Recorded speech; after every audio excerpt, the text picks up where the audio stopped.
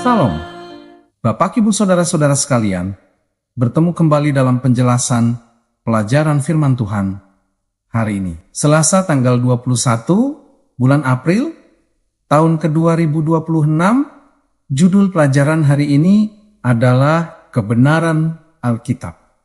Bapak Ibu yang terkasih, pemahaman tentang kebenaran Alkitab menjadi semakin penting di tengah perubahan cara berpikir manusia modern yang cenderung meragukan keberadaan kebenaran absolut. Sejak dekade 1960-an, sebagian teolog liberal mulai menyingkirkan Allah dari pusat teologi, sehingga konsep kebenaran menjadi semakin relatif dan bergantung pada sudut pandang manusia. Fenomena ini bahkan tercermin dalam budaya populer, seperti yang pernah diangkat oleh majalah Time dengan pertanyaan provokatif tentang apakah kebenaran telah mati.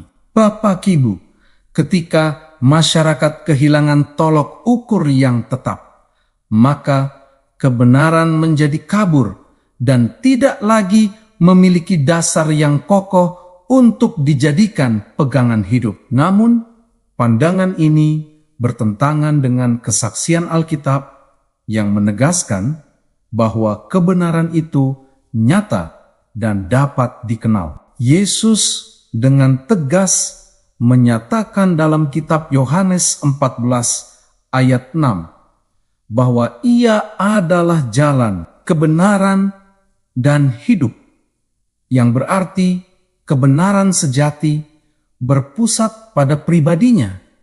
Saudara yang terkasih, ketika kita membaca ayat-ayat seperti kitab Yohanes 17 ayat 17, kitab Amsal 30 ayat 5 dan 6, juga kitab Mazmur 12 ayat 6, kita menemukan kesaksian yang konsisten bahwa firman Allah adalah kebenaran yang murni dan dapat dipercaya. Firman Tuhan tidak hanya benar, tetapi juga menyucikan dan melindungi manusia dari kesesatan jika dipegang dengan setia. Ayat-ayat tersebut menekankan bahwa setiap perkataan Allah telah teruji dan tidak boleh ditambah atau dikurangi oleh manusia. Hal ini, saudara-saudara, menunjukkan bahwa kebenaran Alkitab memiliki otoritas yang mutlak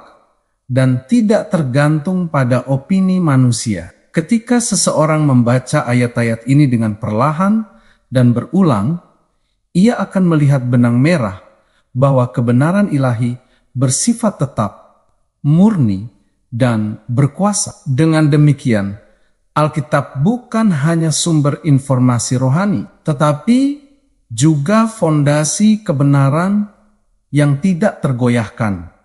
Bapak Ibu sekalian, Alkitab juga mengajarkan bahwa Yesus Kristus sebagai kebenaran tidak pernah berubah, sebagaimana ditegaskan dalam kitab Ibrani 13 ayat ke-8.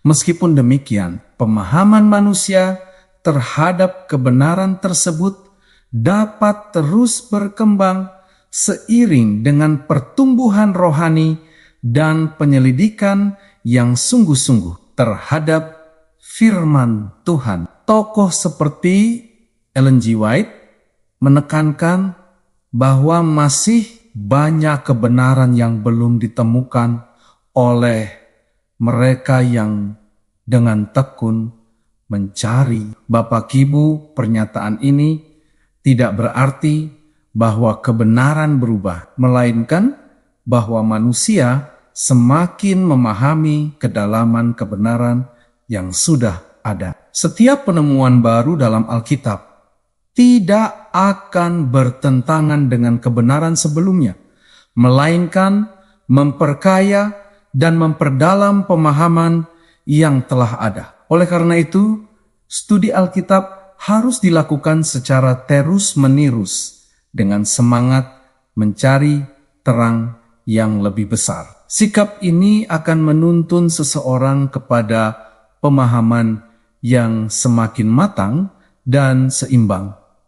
Saudara terkasih, ayat-ayat seperti kitab 1 Tesalonika 2 ayat 13, lalu kitab Mazmur 33 ayat 4 dan 5, juga kitab Efesus 1 ayat 13 menegaskan bahwa firman Allah bekerja secara aktif dalam kehidupan orang percaya. Firman itu bukan hanya sekadar tulisan, tetapi memiliki kuasa untuk mengubah hati, membimbing hidup, dan meneguhkan iman orang yang menerima firman sebagai firman Allah, bukan sebagai perkataan manusia, akan mengalami transformasi yang nyata dalam hidupnya. Selain itu, saudara, firman Tuhan juga dinyatakan sebagai benar, penuh kasih setia, dan menjadi dasar keselamatan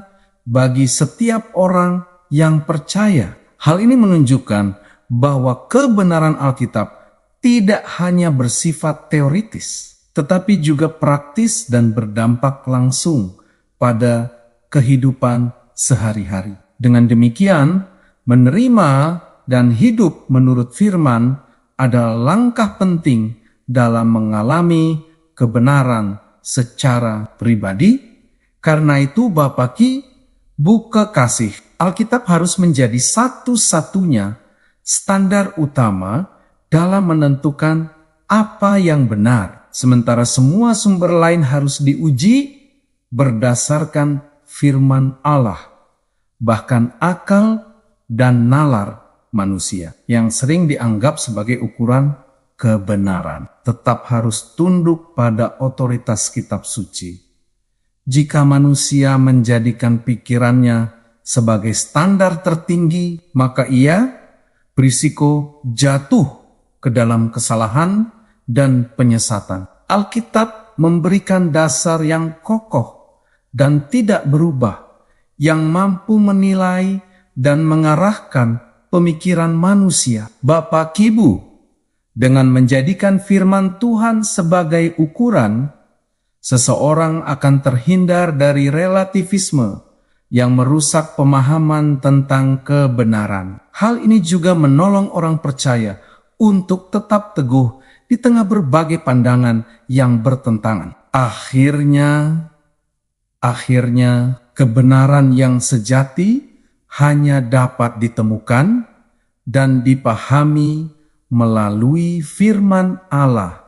Saudara-saudara sekalian, pernyataan bahwa tidak ada kebenaran sebenarnya merupakan pernyataan yang bertentangan dengan dirinya sendiri dan tidak logis. Ketika seseorang mengatakan bahwa tidak ada kebenaran, ia sebenarnya sedang mengajukan suatu klaim yang dianggap benar. Hal ini menunjukkan bahwa secara tidak langsung ia mengakui keberadaan kebenaran, sehingga pernyataannya menjadi tidak konsisten. Ini disebut sebagai kontradiksi internal, di mana suatu pernyataan meniadakan dirinya sendiri. Dengan demikian, relativisme total tidak dapat dipertahankan secara rasional maupun logis. Sebaliknya, Alkitab menawarkan dasar kebenaran yang konsisten, tidak berubah,